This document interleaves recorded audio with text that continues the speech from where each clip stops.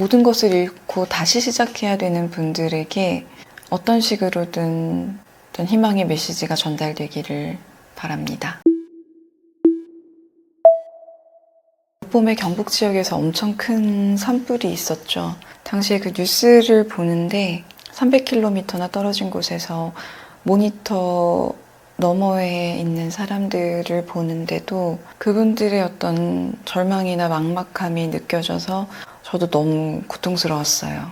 이게 너무 충격적이고 큰 사건이어서 한동안 머릿속에서 이 생각이 사라지지를 않더라고요. 그 생각들을 계속 하다가 떠오른 이야기가 하나 있어서 그 얘기를 해보려고 해요. 모든 것을 잃고 다시 시작해야 되는 분들에게 어떤 식으로든 어떤 희망의 메시지가 전달되기를 바랍니다. 하루아침에 삶의 터전을 다 잃어버린 분들께 비할 바는 못 되지만 저도 뭔가를 다시 시작해야 되는 상황에 처했던 적이 있어요. 다시 시작한다는 게 그냥 듣기엔 되게 괜찮은 말처럼 들리지만 사실은 정말 어렵고 잔인한 얘기거든요. 뭐냐면 내가 그동안 이뤄왔던 것들, 쌓아왔던 것들, 내가 노력해왔던 것들은 다 사라졌다는 거예요. 이거는 그냥 이제 다시 무로 돌아가고 나는 다시 처음부터 시작을 해야 된다는 얘기거든요. 그래서 그런 상황에 처하는 게 정말 무섭죠. 저는 어릴 때부터 과학자가 되는 게 꿈이었어요. 저는 제가 연구를 하는 과학자가 될 거라고 믿어 의심치 않았어요. 그래서 중고등학교 때 즐겁게 생물을 공부하고 관련된 학과로 대학을 진학하고 전공 공부도 너무 재밌고 장학금도 주고 성적도 좋고 하니까 다 좋았죠. 이것이 나의 길이다 라고 생각을 했고 꿈꿔왔던 우리나라에서 네로라는 대학의 연구실로 박사 석박 통합과정 입학을 하면서는 내 꿈이 이제 다 이루어졌다라고 생각을 했어요. 근데 그 학위과정이라는 게 제가 생각했던 거랑은 많이 다르더라고요. 알려져 있는 것들을 공부하는 거랑 내가 새로운 것들을 연구해서 밝혀내는 과정은 굉장히 다르고요. 일단 대학원생이 학위를 받으려면 논문을 써야 되는데 이 논문을 쓴다는 게 단순히 뭔가 꾸준하게 우리가 학교에서 배운 대로 실험하고 뭐 논문 쓰고 뭐 이게 되는 그런 일련의 과정은 아니었어요.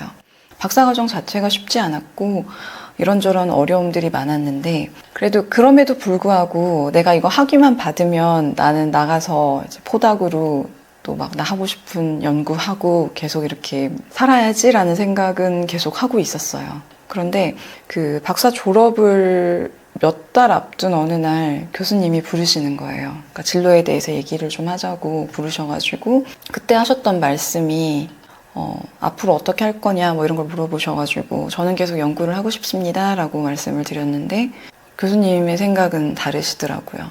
그래서 교수님이 저한테 하셨던 말씀이 네가 실패한 거는 너도 알고 있지 라고 하시고 너는 앞으로 연구할 생각은 하지 마라 라고 그냥 딱 잘라서 얘기를 하셨어요. 근데 그게 사형 선고 같은 거죠. 딱 그냥 덮으신 거예요.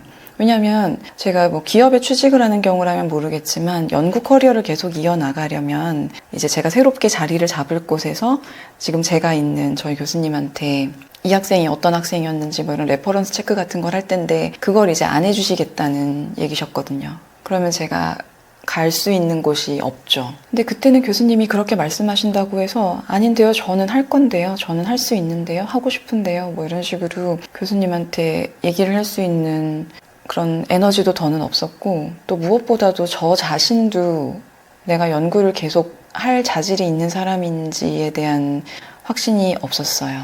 그래서 박사 학위를 받음과 동시에 연구자로서의 커리어는 완전히 접어야 되는 그런 상황이 됐어요. 그러면 내가 지난 8년 동안 죽도록 고생해가지고 그리고 그 앞선 기간 동안 내가 생물을 공부하겠다고 뭐 유전공학자가 되고 무슨 뭐 학자가 되겠다고 그렇게 꿈꿔왔던 그 모든 시간들이 다 무로 돌아간 거예요. 의미가 없어졌어요. 박사학위 받으면 뭐예요? 이걸로 연구를 할 수도 없는데 그때 제가 정신적으로도 좀 많이 어려운 상황이어서 자존감이 진짜 바닥이었고 교수님, 지도 교수님으로부터 네가 실패한 거 너도 알고 있지? 라는 얘기를 듣는 순간 학생이 그렇게 생각할 수밖에 없어요. 아, 나는 안 되는구나. 그러면서 제가 그때 먹었던 마음은 사회에 어디를 나가도 나를 선택해주고 나를 받아주고 써주는 곳은 없겠다는 생각이었어요. 그래서 구직 활동 같은 것들을 따로 하지도 않았고, 그러니까 지금 생각하면 너무너무 바보 같고 어리석은 행동인데, 감히 내가 이런 좋은 회사들, 뭐 알려진 연구소들 같은 곳에 이력서를 쓰고 지원을 해서는 안 된다라는 뭐 그딴 마음가짐이었어요, 그때는. 그래서 굉장히 패배자가 되어서 그냥 이제 뭐 아름아름으로 아는 분이 그럼 우리 회사 와서 일해볼래? 뭐 이러셔가지고 이제 입사를 하고 그렇게 커리어의 첫 단추를 끼우게 되었답니다. 그래서 그때 좌절감이라는 거는 정말 어마어마했어요.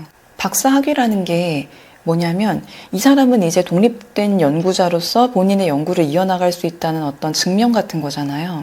근데 그 박사학위를 받음과 동시에 너는 연구자가 될 생각은 꿈도 꾸지 말아라 라는 상황에 처했다는 거는 정말 뭐랄까 절망적인 상황이었어요.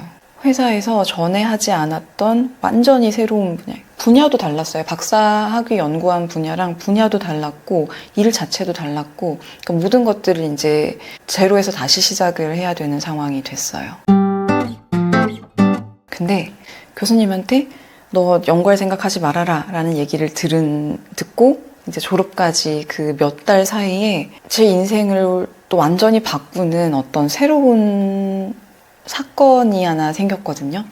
그게 뭐였냐면 연구 커리어를 이어나갈 수는 없으니까 뭘 해야 되는데 내가 어떤 사람인지도 모르겠고 뭘 잘하는지도 모르겠고 뭘 해야 될지도 모르겠는 거예요. 그래서 뭐 그냥 이거 찾아보고 저거 찾아보고 저 사실은 그 연극 극단도 알아본 적이 있어요.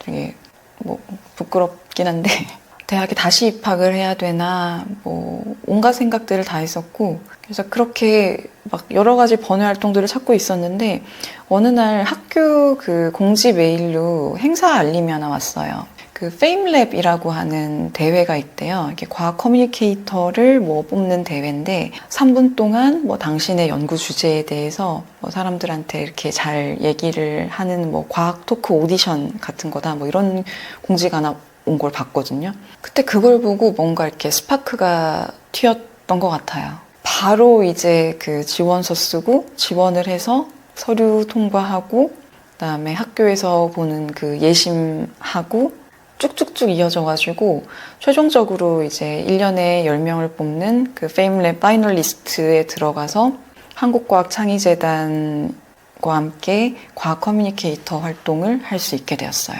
지금은 그래도 과학 커뮤니케이터를 아는 분들이 많지만 그때는 과학 커뮤니케이터라는 표현 자체가 굉장히 생소했고요.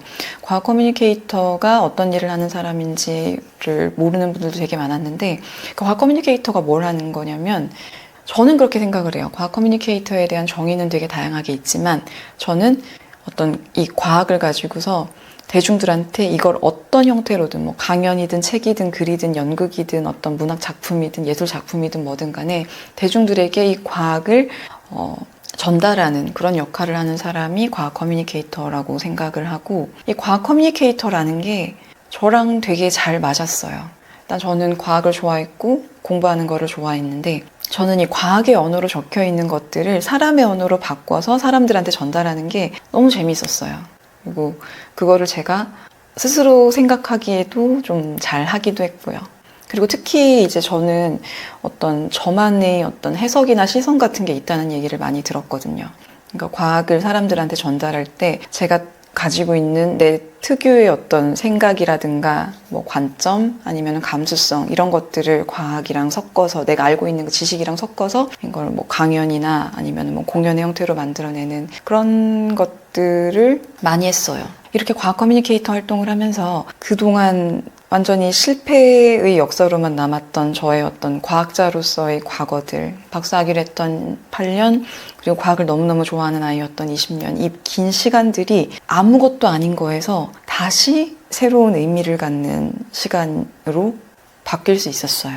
과학 커뮤니케이터로 이제 컨텐츠를 만들기 시작하면서 너무너무 보기 싫었던 내 과거의 그 연구 폴더들을 뒤져보고 예전에 막 저널 클럽 했던 것들 이런 것들 찾아보고 했는데 대학원생일 때는 그야말로 모든 목표가 그 논문을 쓰는 거잖아요. 그러면은 이 데이터가 막 임팩트 팩터가 높은 저널에 갈 수 있는 데이터가 아니면은 그렇게 의미 없고 또 많이 무시받는 그런 연구였는데, 이 이야기를 사람들한테 하려고 보니까 굉장히 재미있고 흥미롭고 또 사람들이 들었을 때 좋을 것 같은 이야기들이 많은 거예요. 그리고 오늘처럼 모든 것들이 불타서 사라진 뒤에 우리는 어떻게 삶을 다시 이어갈 수 있을까라는 걸 생각을 했을 때 또 전할 수 있는 어떤 과학의 메시지가 또 있고요.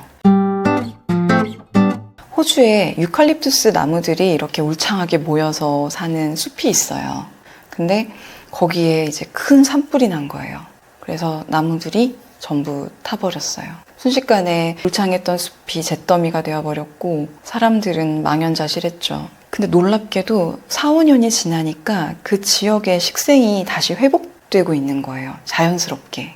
심지어는 그 이전에 보이지 않았던 식물들이 다시 창궐하고 있는 거예요. 모든 것이 불타서 재만 남은 이 땅에서 어떻게 생명이 이렇게 다시 싹을 틔울 수 있었을까? 이제 과학자들이 연구를 시작을 했고, 식물 씨앗의 발화를 촉진하는 물질인 카리킨이라는 물질을 발견하게 되었어요.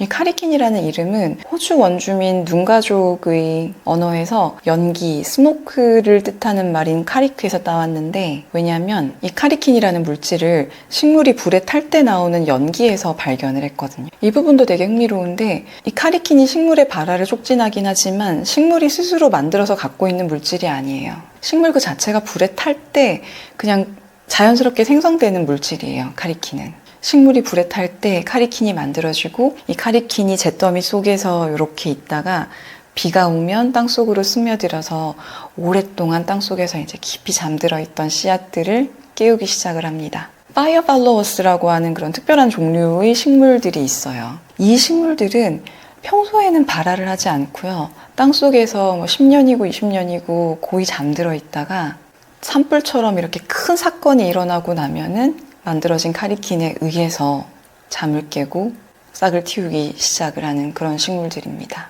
그래서 그렇게 번성했던 모든 것들이 사라지고 잿더미만 남은 것처럼 보였던 그 땅에 이전과는 다른 전혀 새로운 식물들이 새롭게 또 번성을 할 수 있게 되는 거죠. 그리고 이 식물들은 이제 지난 세대가 남긴 것들을 거름 삼아서 또 그렇게 새로운 숲을 만들어 갑니다. 대학원생 시절에 이 카리킨 논문을 읽을 때는 이런 것들을 전혀 느끼지 못했었는데, 제가 1년의 경험들을 하고 나서 이 카리킨 이야기를 다시 꺼내보니까 그때는 새롭게 느껴지는 것들이 많더라고요. 내가 그동안 오랜 시간 동안 열과 성을 다해서 그렇게 쌓아오고 이뤄왔던 것들이 한순간에 다 사라져버린 그런 시간 속에서도 또 그것과 동시에 다시 시작할 수 있게 하는 무언가가 또 내 안에서도 만들어지고 있다는 거. 그래서 그렇게 자연스럽게 시간이 흐르고 비가 오고 날이 풀리면 나는 있는지도 몰랐던 어떤 근사한 것들이 오랜 잠에서 깨어서 다시 세상 밖으로 모습을 드러낸다는 거. 그리고 그렇게 자라난 것들은 내가 예전까지 쌓아왔던 거랑은 전혀 다르지만 다시금 내 삶의 땅을 생명의 땅으로 바꿔준다는 그런 사실 같은 것들이요. 이 얘기를 하고 싶었어요. 그러니까 산불이라는 큰 사건은 하나의 계기가 된 것이고, 그분들 외에도 우리가 일상을 살다 보면 내가 되게 막 열심히 시간이나 노력 같은 것들을 많이 들였는데 그 프로젝트가 완전히 이제 무너져 버린다거나, 진짜 많이 노력해가지고 막 열심히 도전하고 시도했는데 근데 다 안 된다거나, 이런 나의 시간과 노력 이런 것들이 다 그냥 무로 돌아가는 그런 좌절의 경험들을 우리가 많이 하잖아요. 그러니까 그런 모든 분들께 이 카리킨 얘기를 해드리고 싶었어요. 하루하루 성실하게 쌓아온 이 소중한 삶을 하루아침에 잃어버리게 되는 어떤 절망의 순간에도 그 안에서 새로운 가능성을 가진 씨앗은 싹트기를 기다리고 있고, 그리고 그렇게 다시 시작된 삶은 이전과는 전혀 다른 방식으로 여전히 충만할 수 있다는 거. 이런 얘기를 하면은 그냥 너무 갖다 껴 맞춘 거 아니냐라고 얘기를 하실 수도 있겠지만, 저는 그렇게 생각해요. 그것도 맞는 말인데, 근데 그럼에도 불구하고 어찌됐건 우리 삶은 계속되잖아요. 그러면 지금 우리한테 진짜 필요한 얘기는 이런 짜맞춘 이야기가 아닐까라고 생각을 해요. 그래서 오늘은 이 이야기를 준비를 해봤고요. 오늘도 좀 두서없고 부족한 얘기이지만 마지막까지 영상 봐주신 분들께 정말로 감사하다는 말씀을 드립니다. 그리고 앞으로는 좀 이 채널을 좀 더 성실하게 운영을 해보려고 합니다. 그래서 앞으로는 시간이 있든 없든 뭐 여유가 되든 안 되든 제가 저를 이렇게 쥐어짜내서 좀 꾸준히 영상을 올릴 수 있도록 좋아요든 구독이든 댓글이든 이렇게 표현을 해주시면 큰 도움이 될 거예요. 이런 얘기를 하는 게 되게 쑥스럽네요. 자, 오늘 준비한 얘기는 여기까지고요. 오늘도 편안한 밤 되시고 꿈도 없는 깊은 잠에 드시기를 바랄게요. 안녕.